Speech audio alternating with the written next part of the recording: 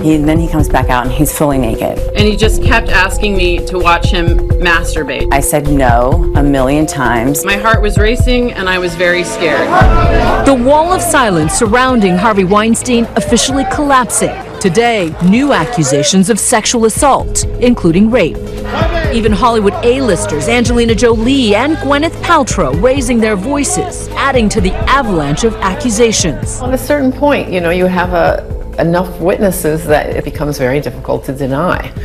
Paltrow, once considered the first lady of Miramax, Weinstein's first studio, winning an Oscar for Shakespeare in Love. Good morning, my lord.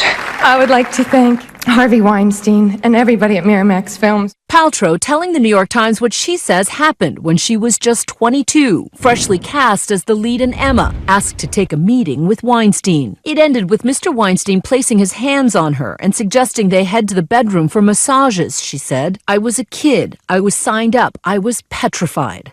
Paltrow says she refused his advances and eventually confided in her then-boyfriend, Brad Pitt. A source close to Pitt confirms the account to ABC News, saying Pitt confronted Weinstein at a movie premiere, telling him his behavior was unacceptable and to, quote, never touch Paltrow again. There'd been off-color jokes like this one from the 2013 Oscar nomination. Congratulations, you 5 ladies no longer have to pretend to be attracted to Harvey Weinstein.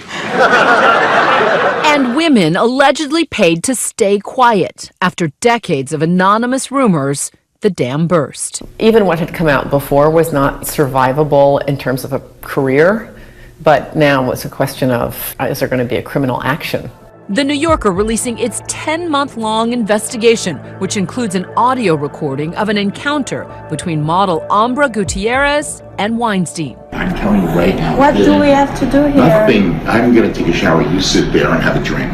Water. I don't drink. The tape comes from a 2015 New York police sting operation after Gutierrez, a one-time finalist for Miss Italy, accused Weinstein of groping her. Can I stay on the bar? No, you must come here now. No.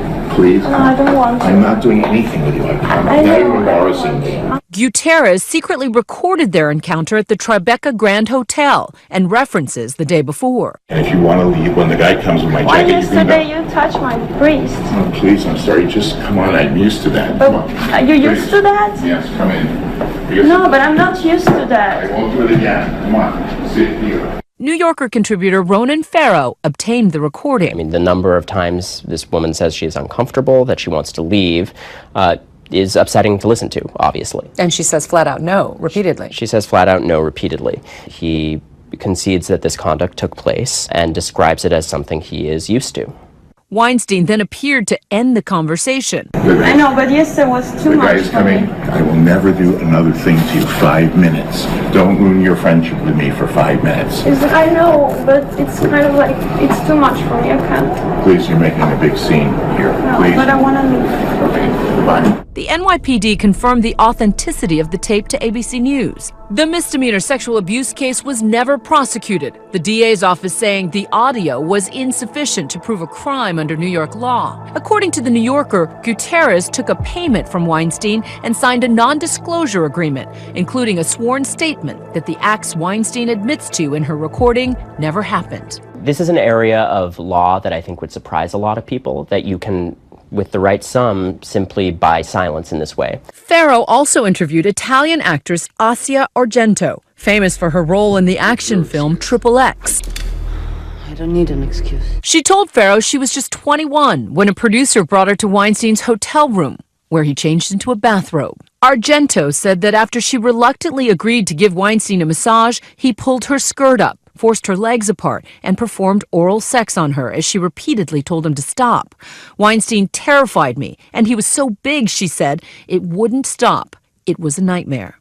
She says not fighting back prompted a lot of guilt. Asia Argento, who very bravely describes what she alleges to be a rape in this story, said, I'm shaking just talking about this, and really broke down in a very difficult way.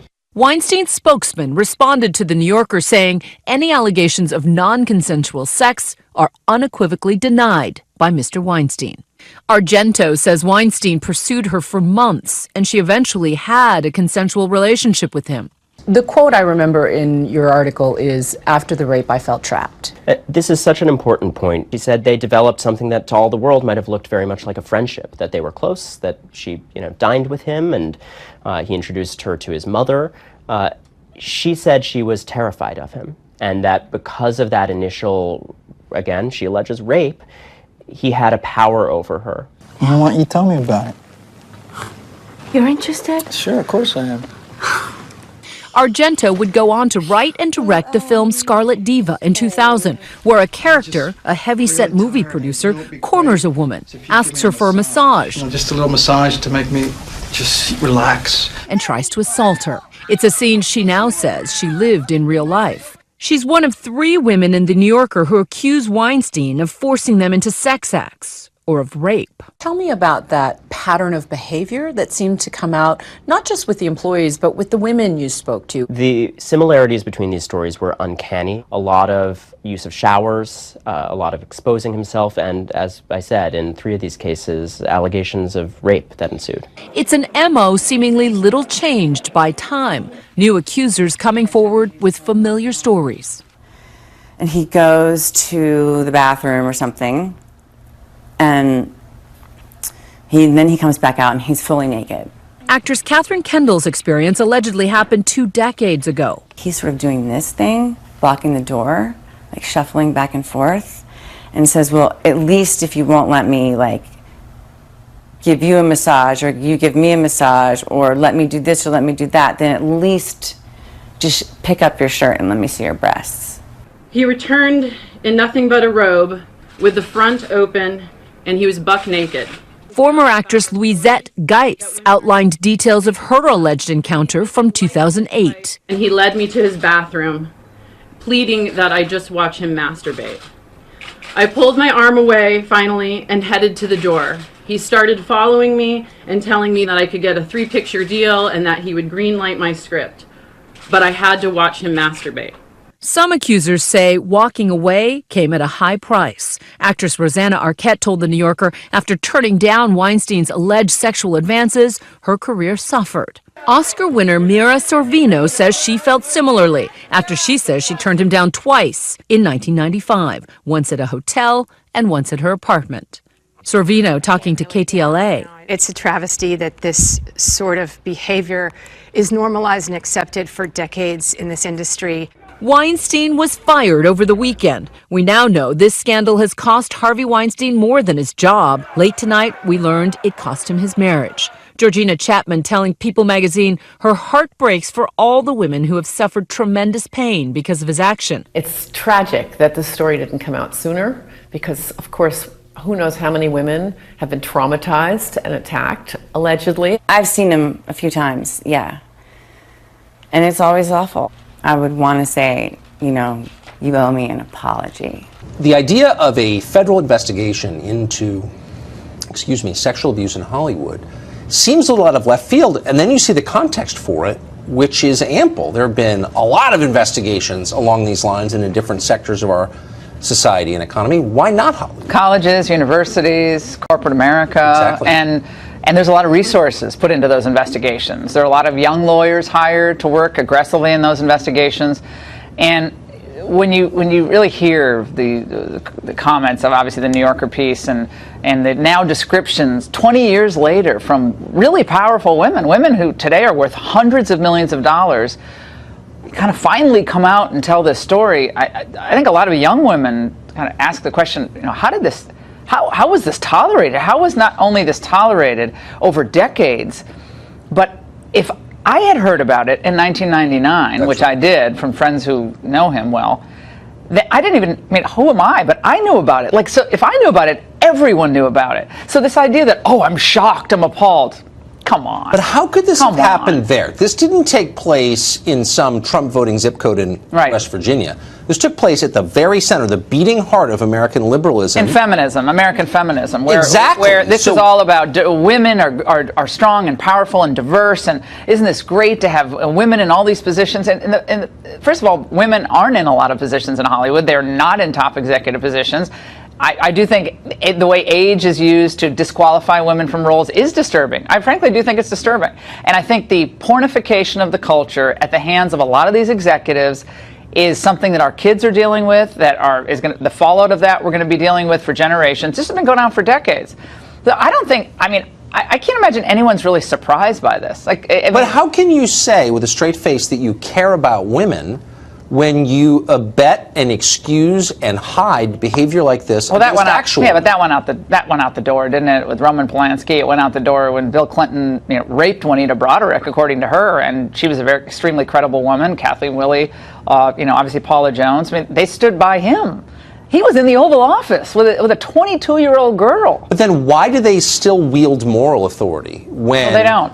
Trump's called them out. He's called them to the carpet on this stuff. And I think they intimidate the hell out of corporate America. Well, they do. And, they throw it back on Trump because of the Billy Bush tape and all that.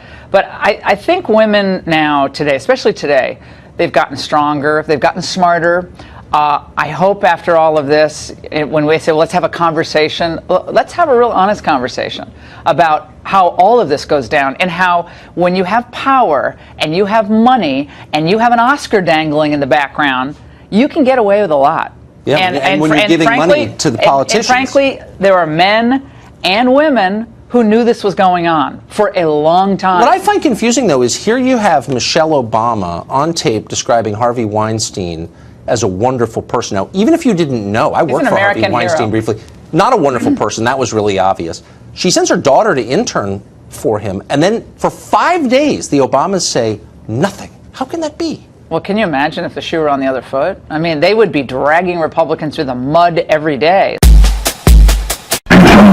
What do we have to do here? I'm going to take a shower. You sit there and have a drink. I don't drink. Can I stay on the bar? No, you must come here now. No. Please. No, I don't want to. I'm not doing anything with you. I'm sorry. I don't know. Well, yesterday was a kind of aggressive for me.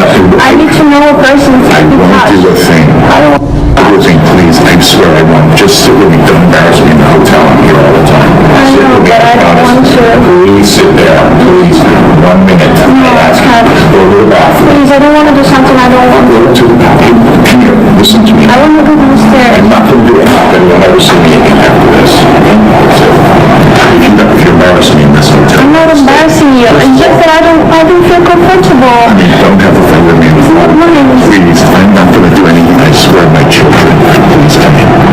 On everything. I'm a famous guy. I'm feeling very uncomfortable right now. Please come in now. And 1 minute. And if you want to leave, when the guy comes in my Why yesterday you touched my waist?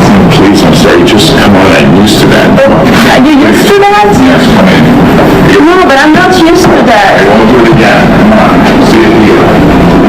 Sit here for a minute, please. No, I don't want to. If you do this now, you will wear it. No. You'll call me again. Okay? I'm sorry. I promise you I won't do anything. I know, but yesterday was too much. The guy's coming. I will never do another thing to you. 5 minutes. Don't ruin your friendship with me for 5 minutes. I know, but it's kind of like, it's too much for me. I can't. Please, you're making a big scene.